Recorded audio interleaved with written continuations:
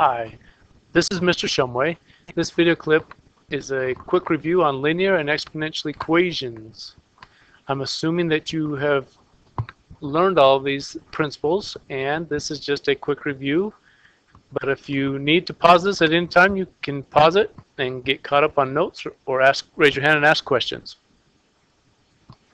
Okay, so the equation is y equals 2x minus 2. So if x is 1, 2 times 1 is 2. So y equals 2 plus a negative 2, which is a 0.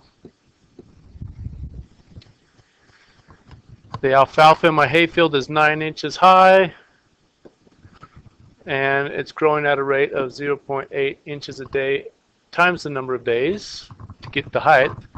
And the hay will be 13 inches in how many days? So the height is 13.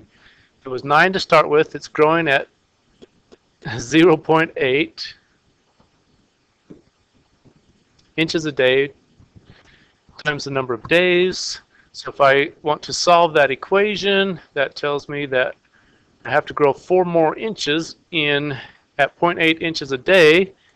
Well, that gives me that the number of days equals 5.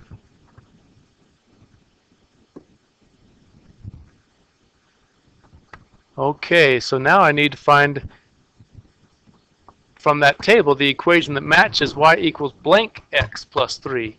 So I just need to find out how y changes. Going from 6 to 8, that's an increase of 2. Going from 3 to 5, that's an increase of 2. Comparing those, y changes at the same rate as x, so slope would be 1. Now I just need to find the y-intercept. They've already given me the slope, so I just need to plug in one of those points. The easiest pair is 1 and negative 4. So I'll put a B for that blank. I don't know what it is yet, but if I put in a negative 4 for the y and a 1 for the x, so negative 4 equals negative 2 plus something. If you can't see it, we'll just go ahead and solve. The opposite of subtract 2 is add 2. Negative 4 plus 2 is negative 2. So B is a negative 2. Adding a negative is the same as subtracting. Okay, so if it takes 7 minutes to mix up a batch of cookie dough for 95 cookies, and it takes 10 minutes to bake a sheet of 19 cookies, it will take blank minutes for me to get 95 cookies ready to eat. So dough mixed, cookies baked, everything. So to figure out how many batches I need to bake, I'm going to take that 95 and divide by 19, and that tells me I need to bake 5 batches. And the total time is the 7 minutes to mix it up plus 10 minutes for each batch. Well, we know that there are 5 batches, so there are 7 plus 10,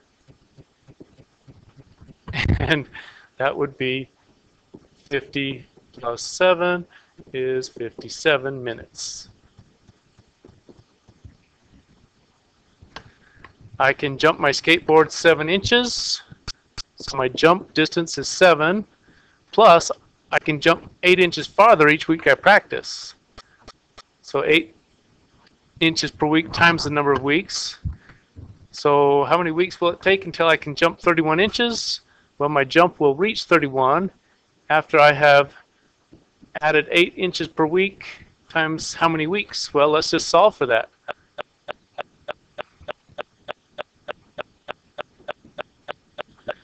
So I need to increase my jump by 24 inches and at 8 inches per week. That would be 3 weeks.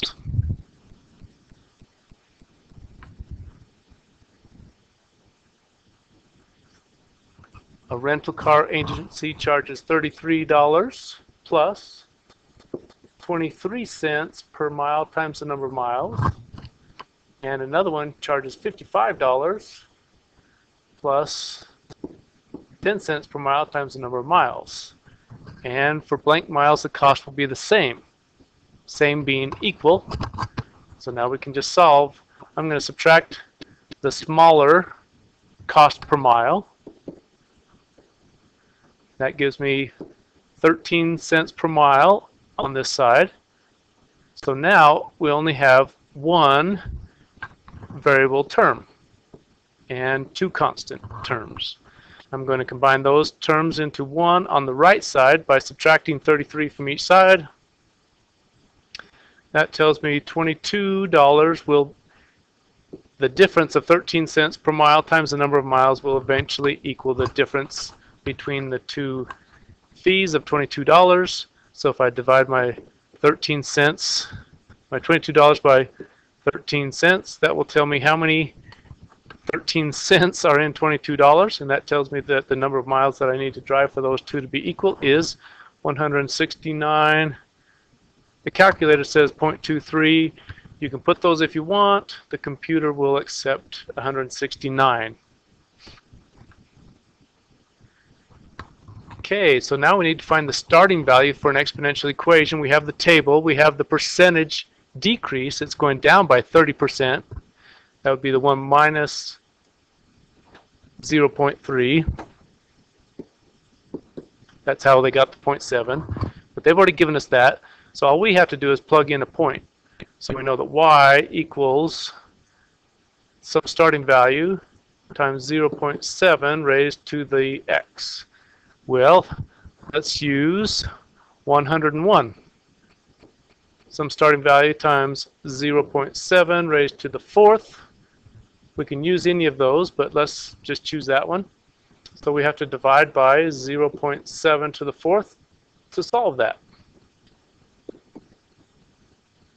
So now this equation says that the starting value equals 101 divided by 0.7 to the fourth. That tells us 420 is our starting value if we round it. Okay, now we want to know the percentage increase, so we just do the next value divided by the previous value. So 1303 divided by 1862, that is 0.6998 or 78. Anyways, it keeps going. That is very close to 0.7, and all of those will be only one decimal place. So you'll need to figure out where to round, but there'll be like a 30% decrease or a 20% decrease. There won't be like 22.5% or anything. Okay, if I get a 1.2% return on my savings account and I put in $3,800 for 8 years, how much of an increase will that be? Well, let's convert our 1.2% to a decimal. That is 0.012. If I add that to 1,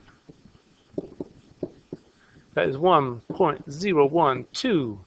And I can raise that to the 8th power, multiply that by 3,800. That my calculator says 4,180.49.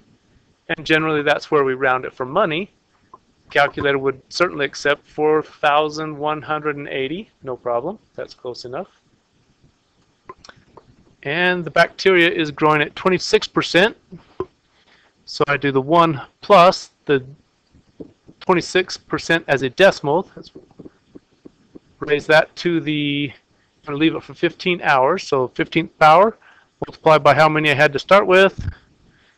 And that number is 19,186. 19,200 would be close enough for the calculator, for the computer. Anyways, that is a linear and exponential equation review. It's fairly quick, just in case you forgot one of those types of problems.